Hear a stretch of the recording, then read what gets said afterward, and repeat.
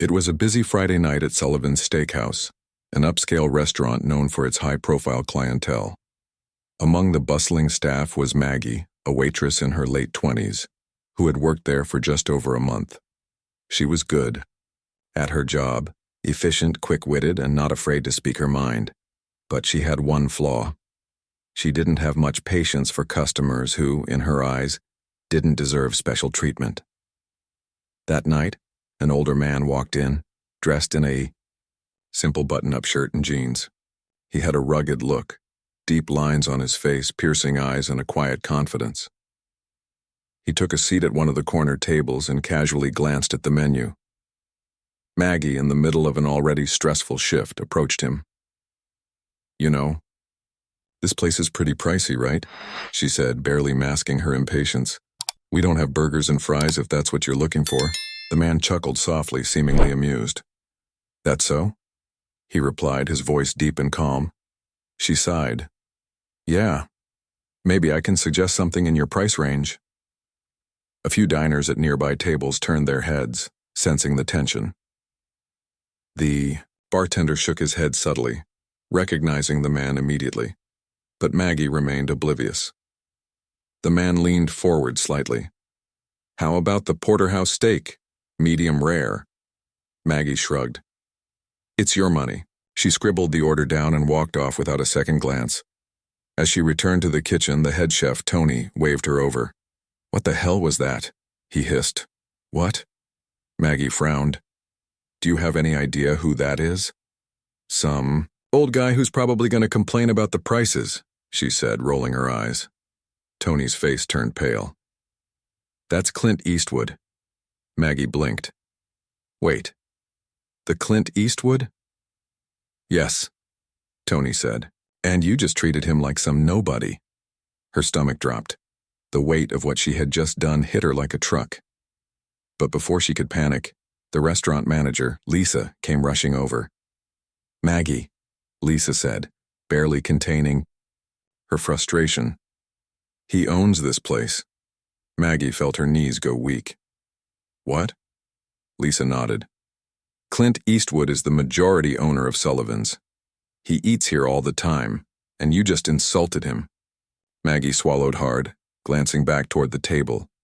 Eastwood was now sipping his drink, looking as calm as ever. Lisa rubbed her temples. "You better pray he's in a good mood." Maggie took a deep breath and made her way back to the table. "Mr. Eastwood," she said carefully, forcing a smile. I didn't realize." He waved a hand, cutting her off. "Relax, kid," he said. "I've been called worse." Maggie let out a nervous laugh. I really didn't mean any disrespect. Eastwood smirked. "Lesson? Learned?" She nodded quickly. "Absolutely," he nodded back. "Good. Now, how about that steak?" From that night on, Maggie made sure to treat every guest like a VIP, because you never know who's sitting at your table. As Maggie rushed to the kitchen to make sure Clint Eastwood's steak was prepared perfectly, she couldn't shake the feeling of embarrassment. She had insulted a Hollywood legend, worse, her boss, without even realizing it. Tony, the head chef, shot her a knowing look as he plated the porterhouse steak. "Well, you're still standing," he said, handing her the plate. "That's a good sign." Maggie forced a laugh. "Yeah, but I don't think I'll be employee of the month anytime soon." She carried the steak back to Eastwood's table carefully, making sure nothing went wrong this time. Placing the plate in front of him, she said, "Here you go, sir. Medium rare, just as you ordered." Eastwood looked down at the steak, then up at her, eyes twinkling with amusement. "Now, was that so hard?" Maggie cracked a nervous smile. "No, sir." He picked up his knife and fork, sliced into the steak, and took a bite. For a few agonizing seconds, Maggie held her breath. Finally, he nodded approvingly. "Not bad." Relief flooded her. "I'll make sure your drink stays full." As the night went on, Maggie noticed how the other staff watched her interactions with Eastwood, some whispering, some smirking. They all knew she had messed up, big time, but miraculously, Eastwood didn't seem to hold a grudge. After finishing his meal, he signaled for the check. Maggie rushed to grab it, still trying to salvage whatever dignity she had left. She placed the bill on the table with an apologetic smile. Before she could say anything, Eastwood pulled out his wallet and handed her his credit card. As she turned to walk away, he spoke again. "You got a lot of attitude, kid," he said. "But I like that." Maggie hesitated, unsure if that was a compliment or a warning. Thanks?" He smirked. "Just don't let it get in the way of good service." She nodded quickly. "Absolutely. Won't happen again." Maggie ran his card and returned with the receipt. As she set it down, she glanced at the tip line. Her eyes widened. He had left a $1,000 tip. Her jaw nearly dropped. She looked at him in shock. "Sir, this is—" Eastwood gave her a slight nod, his signature no-nonsense expression in place. "Consider it a lesson. Treat everyone with respect. You never know who's sitting in your section." Maggie grinned, tucking the receipt into her apron. "Lesson, learn it." With that, Clint Eastwood stood up, threw on his jacket, and gave her one last look before heading out the door. From that night on, Maggie became the most polite, attentive, and professional waitress at Sullivan's Steakhouse. She still had her sharp wit, but she made sure to use it wisely, because as Clint Eastwood taught her, you never know who owns the place. After Clint Eastwood walked out of Sullivan's Steakhouse, the restaurant buzzed with quiet chatter. Few regulars gave Maggie amused looks, while the staff kept glancing at her as if expecting her to collapse from the shock. Maggie, still gripping the receipt with the $1,000 tip, exhaled sharply. "Did that actually just happen?" she muttered. Tony, the head chef, peeked out from the kitchen, smirking. "Oh yeah, and I gotta say, kid, you dodged a bullet." Lisa, the manager, wasn't as amused. She pulled Maggie aside near the hostess stand. "You got lucky tonight," she said in a low voice. "Really lucky. Clint Eastwood could have fired you on the spot." Maggie swallowed hard, her adrenaline still running high. "I know. Trust me, I know." Lisa studied her for a moment, then sighed. "You're a good waitress, Maggie. Just remember, first impressions matter. Even if someone doesn't look the part, treat them like they belong." Maggie nodded earnestly. "I won't forget it." Lisa's expression softened. "Good. Now, don't let it get to your head. You've still got tables to cover." Maggie let out a nervous laugh. "Right. Back to work." As she made her way through the restaurant, a couple at table 12 waved her over. The man in his late 40s grinned. "So you're the one who gave Clint Eastwood a hard time, huh?" Maggie cringed. "You heard that?" The woman beside him chuckled. "Honey, I think everyone heard that." Maggie sighed. "Yeah, not my finest moment." The man shook his head, still smiling. "Well, at least you've got a story to tell." That much was true. Maggie knew she'd be reliving that moment for years to come. By the end of her shift, she was exhausted, but the $1,000 tip felt like a badge of honor. She tucked it safely into her bag and headed home, still replaying the night in her head. Over the next few weeks, things slowly went back to normal, except for the occasional joke from her co-workers. "Hey, Maggie, you checked the ownership records before serving that table?" Tony teased one night. She rolled her eyes, but deep down she had changed. She treated every guest with the same level of respect, whether they were dressed in designer suits or worn-out jeans. Then, one evening, about a month after the incident, something unexpected happened. Clint Eastwood walked back into Sullivan's. This time, Maggie spotted him immediately. She straightened her apron, took a deep breath, and walked over with a confident smile. "Welcome back, Mr. Eastwood," she said. "Would you like your usual?"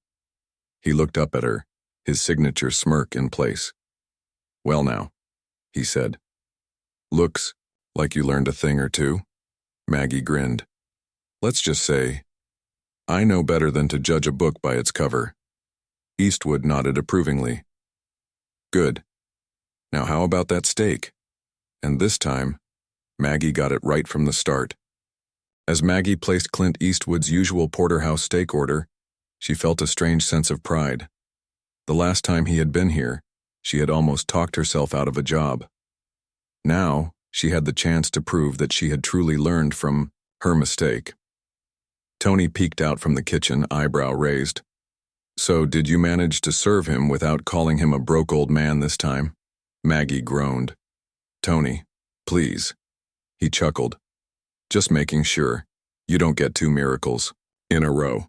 This time when she returned with Eastwood's steak, she placed it in front of him carefully. "Medium rare, just as you like it." Eastwood picked up his knife and fork, sliced into the steak, and took a bite. Once again, he nodded in approval.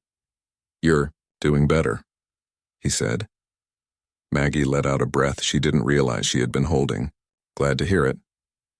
As the night went on, a few guests whispered and stole glances at Eastwood, but no one disturbed him. Unlike last time, when she had been completely unaware of who he was, Maggie now understood why he carried himself the way he did. He wasn't flashy. He didn't demand attention. He didn't need to. When he finally signaled for the check, Maggie was ready.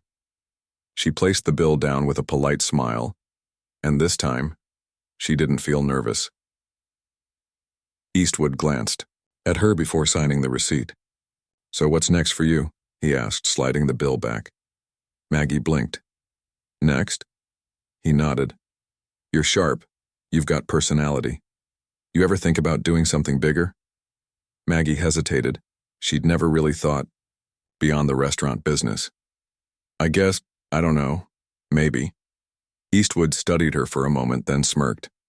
"Well, if you ever want a job where attitude's actually useful, Hollywood could use a few straight shooters." Maggie almost choked on air. "Wait, are you offering me a job?" Eastwood chuckled. "Let's just say if you ever find yourself in LA, look me up." She stood there, speechless, as he got up and threw on his jacket. With one last nod, he headed toward the door. Maggie quickly grabbed the receipt and looked down. Another $1,000. Tip. But this time, it wasn't just a lesson. It was a message. As Clint Eastwood disappeared into the night, Maggie smiled to herself. Maybe she wasn't just a waitress. Maybe this was just the beginning of something bigger. The rest of the night passed in a blur, but Maggie couldn't stop thinking about Clint Eastwood's words. "If you ever find yourself in LA, look me up." Was that just a polite way of saying she had potential, or was he serious? By the time her shift ended, she sat at the bar staring at the second $1,000 tip he had left her. Lisa, the manager, leaned on the counter beside her. $2,000 in tips from Clint Eastwood, Lisa mused. "You sure you don't have some kind of secret superpower?" Maggie laughed. "If I did, I wouldn't have insulted him the first time." Lisa shook her head. "You turned that disaster into something I've never seen before. He actually likes you. That doesn't happen often." Maggie tapped her fingers on the counter. "Do you think he was serious about me looking him up in LA?" Lisa considered that for a moment. "With a guy like Clint Eastwood, if he says something, he means it." Maggie exhaled slowly. "I've never even thought about going to Hollywood." Lisa smirked. "Well, now's the time to start." Over. The next few weeks, Maggie couldn't shake the idea. Every time she tied on her apron and took orders, she wondered if this was really all she was meant to do. She loved the people, the energy of the restaurant, but something about Eastwood's words stuck with her. One evening, after another long shift, she pulled out her phone and searched for Clint Eastwood's production company, Malpaso Productions. The name alone sent a thrill down her spine. She stared at the screen for a long time before closing it. "What am I even thinking?" she muttered to herself, but the thought didn't go away. A few months passed, and then one day an envelope arrived at Sullivan's Steakhouse, addressed to Maggie. She frowned, wiping her hands on her apron before carefully opening it. Inside was a simple card with just a few words written inside. "The offer still stands. C.E." Her heart nearly stopped. Tony peeked over her shoulder. "What is it? A secret admirer?" Maggie turned the card around, showing him the initials. His eyes widened. "No, freaking way. Lisa, standing nearby, took one look and crossed her arms with a knowing smile. Well, Maggie, looks like you've got a decision to make. Maggie clutched the card, her mind racing. A few months ago, she had insulted Clint Eastwood without realizing who he was. Now she was holding a personal invitation from him. She took a deep breath, feeling the weight of the moment. Maybe it was time to find out if Hollywood really did have a place for a straight-shooting waitress with a little too much attitude, and, this time, she wouldn't make the mistake of underestimating the opportunity in front of her. The next few days were a whirlwind of emotions for Maggie. She went back and forth in her mind, wondering if this was some kind of joke or a test. Could she really just pack up and go to L.A., based on a handwritten note from Clint Eastwood? Lisa, ever the pragmatist, gave her a pointed look after another long shift. You realize most people would kill for an opportunity like this, right? Maggie sighed. I know, it's just, what if I go out there and make a fool of myself? Tony, the head chef, snorted. You already made a fool of yourself in front of Clint Eastwood himself, and you still got a $2,000 tip and a personal invite. I'd say your odds are pretty good. Maggie couldn't argue with that logic. The next night she sat alone in her tiny apartment, staring at the card Eastwood had sent her. She picked up her phone, heart pounding, and typed out a message to the number she had found listed under Malpazzo Productions. Mr. Eastwood, this is Maggie from Sullivan's. I got your note. Is the offer really still on the table? She stared at the screen, her thumb hovering over the send button. Come on, Mags, she muttered. What's the worst that could happen? Hit send.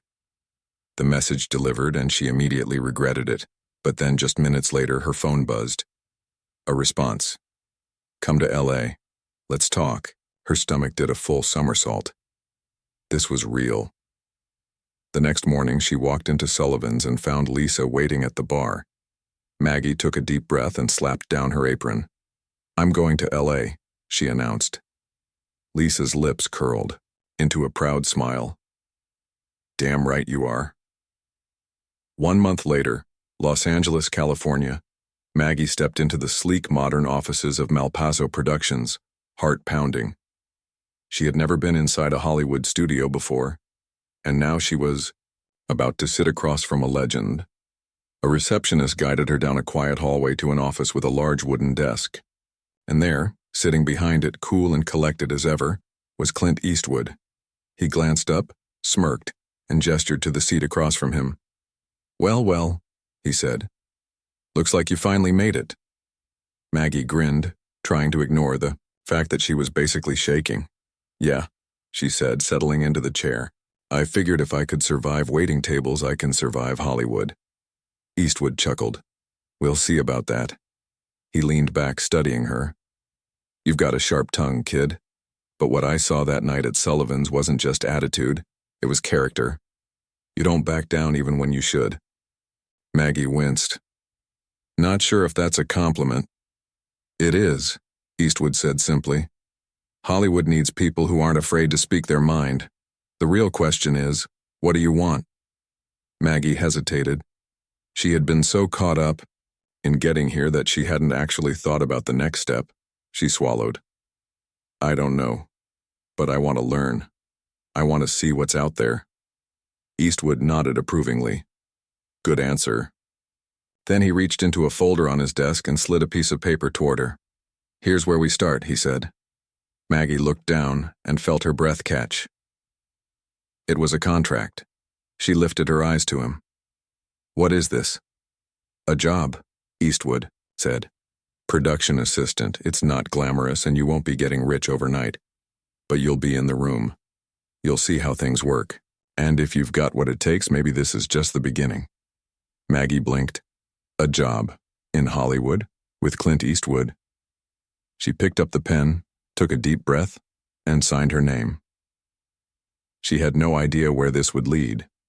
But one thing was certain. She wasn't just a waitress anymore. 6 months later, Hollywood Maggie never thought she'd find herself waking up at 4:30 a.m. to be on a film set. But here she was, coffee in hand, headset on, running across a soundstage as if her life depended on it. She had spent the last 6 months working as a production assistant at Malpazzo Productions, and she had quickly learned that Hollywood was nothing like she had imagined. It wasn't just red carpets and glitz, it was long hours, hard work, and dealing with people who were even more demanding than hungry customers at Sullivan's Steakhouse. But she loved it. She had gone from fetching coffee and making script copies to sitting in on production meetings, watching Clint Eastwood direct scenes with an effortless coolness. She observed everything, taking mental notes, absorbing the process. One day, while she was setting up on location, Eastwood called her over. "You've been quiet lately," he said, squinting at her in the California sun. "That's not like you." Maggie shrugged. "I'm just trying to learn, don't want to screw up." Eastwood smirked. "Kid, you already screwed up once in front of me and you're still here. That should tell you something." She laughed, shaking her head. "Yeah, guess you're right." He studied her for a moment. "You got an opinion on that last scene?" Maggie hesitated. This was a test. She knew it. "Well," she started, glancing at the playback monitor. "The scene is great, but the dialogue feels a little stiff. I think if the actors were allowed to loosen up, it might feel more natural." Eastwood raised an eyebrow. "You think so?" Maggie swallowed hard. Did she just overstep? But then, to her shock, Eastwood turned to his assistant director. "Run it again. Let them ad-lib a little." Maggie's eyes widened. Did Clint Eastwood just take her suggestion? The scene played out again, this time feeling more real, more alive. Eastwood watched, nodded approvingly, then turned back to her. "Not bad," he said. "You've got instincts." Maggie felt her heart pound. Was this actually happening? That night, as the crew wrapped up, Eastwood walked over and handed her a folded piece of paper. "What's this?" she asked. He gave her a knowing smile. "Your next step." Maggie unfolded it and felt her breath catch. It was an invitation to a screenwriting workshop. She looked up at him, stunned. "Wait, you think I should write?" Eastwood gave her a small shrug. "You got opinions, you see things differently, that's half the battle. The rest, that's up to you." Maggie stared at the paper in her hands. Just a few months ago, she had been a waitress who accidentally insulted one of the biggest Hollywood legends of all time. Now, she was being mentored by him. She didn't know where this road would lead, but for the first time in her life, she was sure of one thing. This was just the beginning.